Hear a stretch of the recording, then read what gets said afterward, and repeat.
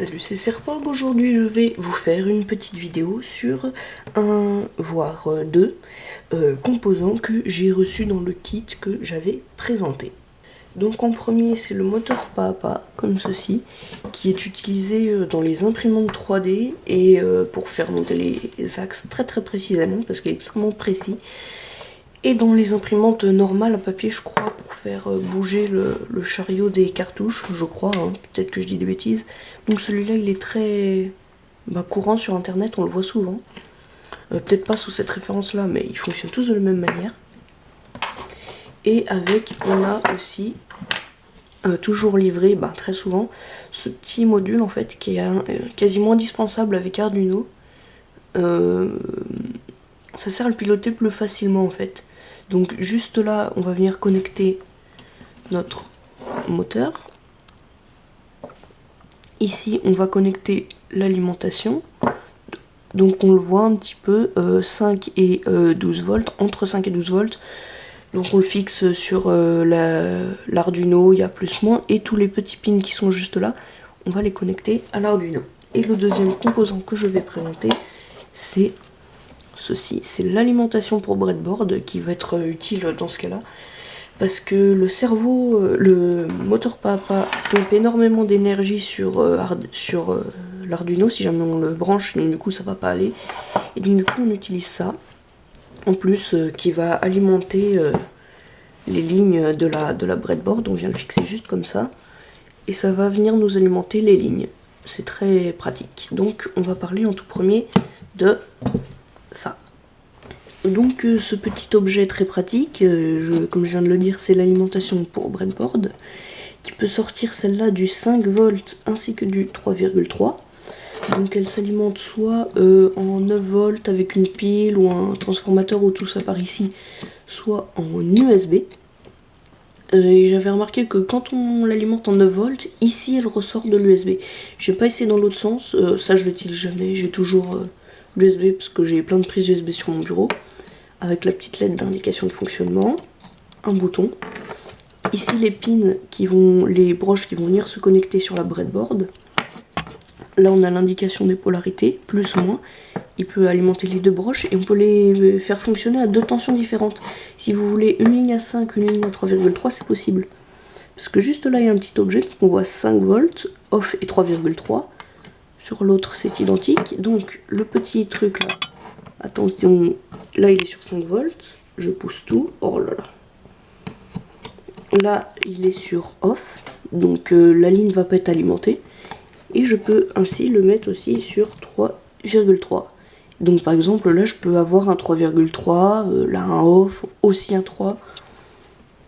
Donc là on va avoir besoin aujourd'hui du 5 volts. Aussi ici on peut faire sortir, là il y a deux petites pins de 3,3, deux petites pins de 5 et une grande ligne de GND. Et puis il faut bien la fixer sur la breadboard correctement. Attention, ça va se secouer. Voilà. Donc ici on va fixer dessus, sur la breadboard. Avec les polarités, c'est plus pratique si elles sont, si celle est bonne. Mise au point, voilà. Donc après on va venir connecter tout ça en USB. Voilà, on allume et c'est tout bon. Et donc du coup ça nous alimente cette ligne là en 5 volts comme on l'a sélectionné.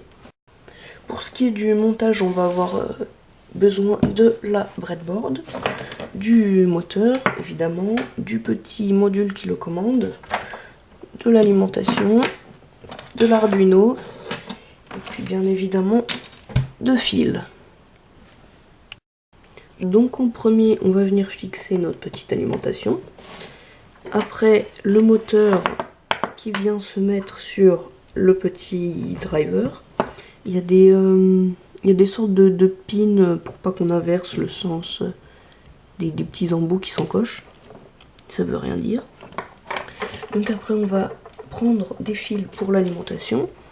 Donc on va mettre, dans mon cas ce sera plus pratique de changer, clac comme ça, vous arrangez les lignes comme vous voulez. Donc le GND Et le plus, ils vont venir se connecter tout simplement. Oh, je vais tout bouger. Donc ici, on voit bien sur les deux petites pins 5 et 12 volts. Et si on regarde d'un peu plus près, si ça veut bien...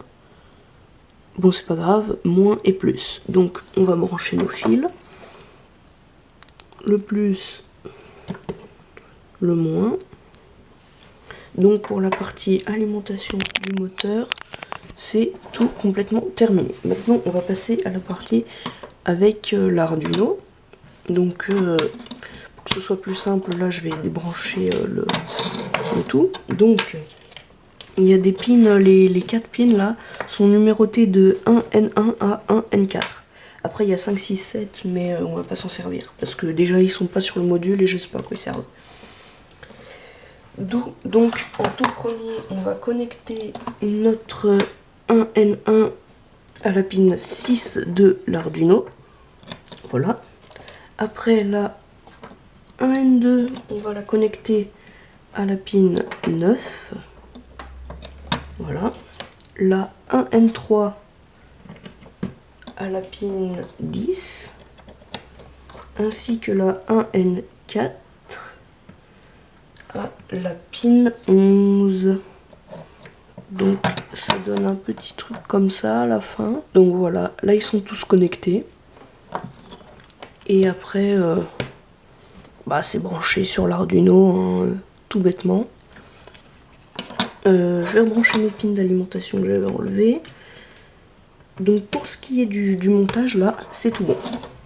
Bon, après, bien sûr, il faut connecter l'alimentation et le moteur. C'est pas dans le cadre. Voilà. Et donc maintenant, je vais mettre le code dedans, dans l'Arduino. Le code, je vais le mettre dans la description. Et plus tard, je pense la semaine prochaine, je vais faire une vidéo sur l'explication du code. Donc je vais mettre le code dans l'Arduino et puis on se retrouve juste après. Donc je viens de mettre le code dans l'Arduino. Donc on peut allumer l'alimentation et on voit que le module se met à clignoter. Et si je me rapproche un petit peu plus de lui, on voit bien qu'il tourne. J'ai dit, tu tournes 500 pas dans un sens, t'attends une seconde, et tu tournes 500 pas dans l'autre et tu recommences. Et on voit bien qu'il tourne comme ceci. Donc à côté, le petit module, il clignote un petit peu. Oh, ça éblouit. Il clignote un petit peu en même temps que le moteur tourne.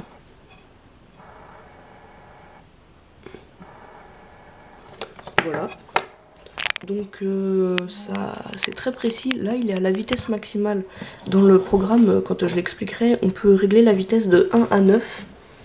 Donc par exemple, là, on voit déjà qu'il est déjà quand même lent. Donc je vais changer directement dans le programme en vitesse. Tac. Là, rien que de le mettre à 5, on peut déjà voir que ça va un peu plus lentement.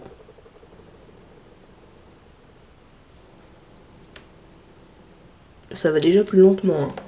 Et donc après, on peut le mettre carrément à 1. C'est ultra lent.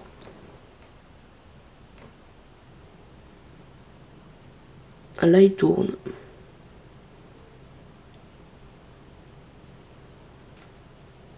C'est très lent. Et donc du coup, ça peut être très précis pour certaines utilisations. Puis on voit que là, les LED clignotent très vite. Plus en fait la vitesse qu'on a programmée va être lente, plus on va voir les LED clignoter. Par exemple, là, si je le remets à 9, ça va. On ne voit quasiment plus les voir clignoter. Attention.